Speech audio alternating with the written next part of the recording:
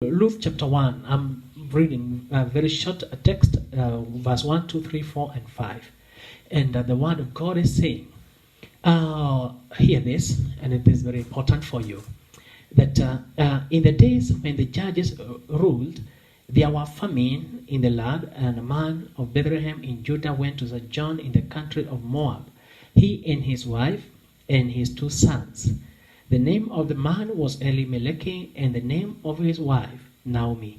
And the names of his 2 sons were Mahlon and Chilion. They were Ephrathites from Bethlehem of Judah. They went into the country of Moab and remained there. But Elimelech, the husband of Naomi, died, and she was left with her 2 sons. These took Moabite wives. The name of one was Orpah, and the name of the other Ruth. They lived there about 10 years, and both Mahlon and Chilion died, so that the woman was left without her 2 sons and her husband. Dear friend, think about this very critical chapter in the book of Ruth, and a very critical book in the Bible. Think about the aspect of man who, in his own thinking, found a very, very, very good decision to take away his family from a famine-stricken land.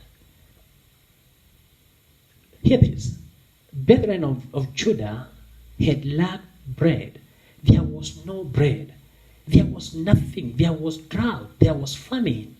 There was no bread. And therefore, as the Bible is putting it, this man took Naomi, his wife. He also took Mahlon and Chilion, his 2 sons. And these 2 sons were of age. They had not married in Bethlehem of Judah, and therefore they went, and there's a family of 4 traveling to go and look for some refuge of a kind out there, and they are believing God that when we get there will be no problems. Out of this, I want to draw a very nice topic for you: decision making in times of trouble. Decision taking in time of trouble. There was trouble. Indeed, there was a big trouble, because so long as there is a drought in a land, you cannot sit back as a man in the house and you wait for your family to be swept and die out of hunger. What we have not been told is whether there were other families from Bethlehem of Judah, who felt also they needed to go to the Moabite country. We have not been told about those others. Maybe others also went there. We have not been told if they went. We are not very sure what happened to them. But this man is a case study. Elimelech. He took a decision. He made a very good, a sorry decision. It was embraced by everybody in the family, and therefore everybody in the family just said, wow, let us move. And they moved. And on reaching the land of Moabite, they found a place to be living in. And when they were living there, unfortunately, the man died. Elimelech died. And this woman called Naomi was left a widow.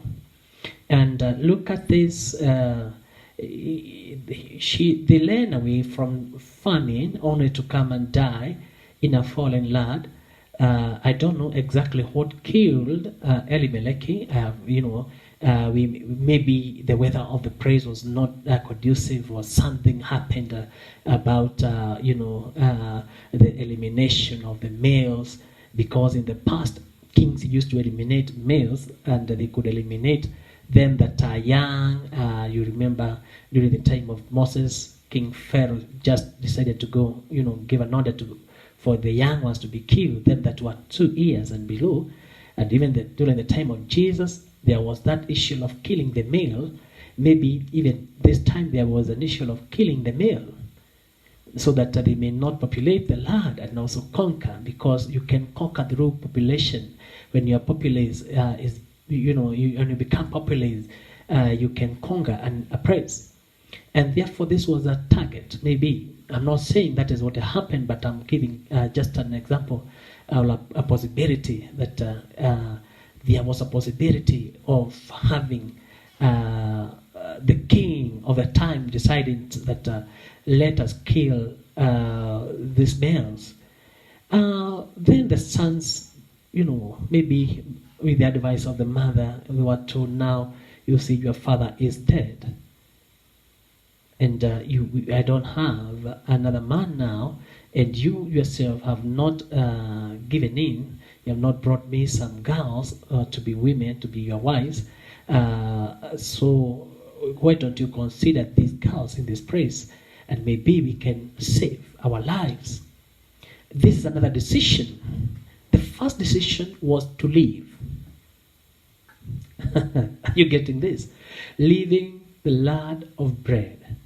Leaving the land of bread, Bethlehem of Judah, the land of bread. Though there was no bread, they decided to leave this land. The second decision was to marry from the Moabites, and they knew the curse of the Moabites. My friend, I want to tell you, this was another little decision that they made. Mahlon and Chilion. Maybe they thought, if we take these girls, we shall not die. We shall be saved. We shall be saved by these people, this community. But that never happened. The Bible says they lived there for 10 years and both of them died. We have not been told of them having a single child. This is a very nasty story, because for 10 years, two young men with two young ladies having no child, you can know very well there's a conspiracy in it. There was no giving birth. Hey, think about that. The boys took a decision. We will marry from this lad. But in this lad, it is said so well that they lived here for about 10 years, and both Mahlon and Chilion died, so that the woman was left without her two sons and her husband. You make a decision to be safe, and you look for a refuge somewhere. Like the way now we are in a time of a disaster. We have a problem, and a big one, and you are feeling maybe there might be a lockdown, and it might happen, maybe the whole nation or some crisis, and therefore some people have ran from their praises. They have gone in the villages.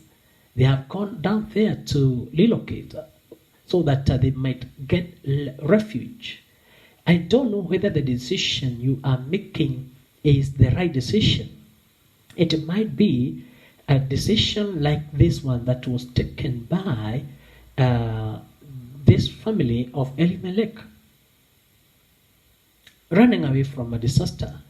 And then wherever you are, a disaster strikes.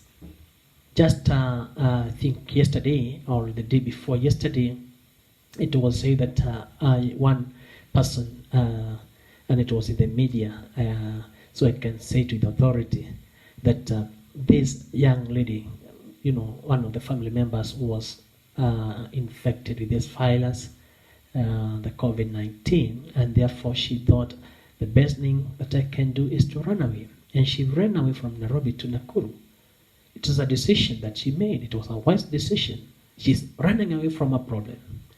On reaching Nakuru, after some time, it was, she started also having or exhibiting as those symptoms of COVID-19 victim. And upon being checked upon, she was positive as well. And look at this. These people that she came to stay with, to live with, might also be infected. I don't want to dwell on that very much, but I want to say Running away from a problem might not be solving your problem, my brother, my sister. You'd rather remain wherever you are because you might be moving towards a greater problem wherever you are going. Right? So, I want to say, Elimelech, if he remained maybe in Bethlehem of Judah and his family, he would not have lost his life and the lives of his two sons, Mahlon and Chilion. Maybe they would have lived and found families in that land of Bethlehem of Judah.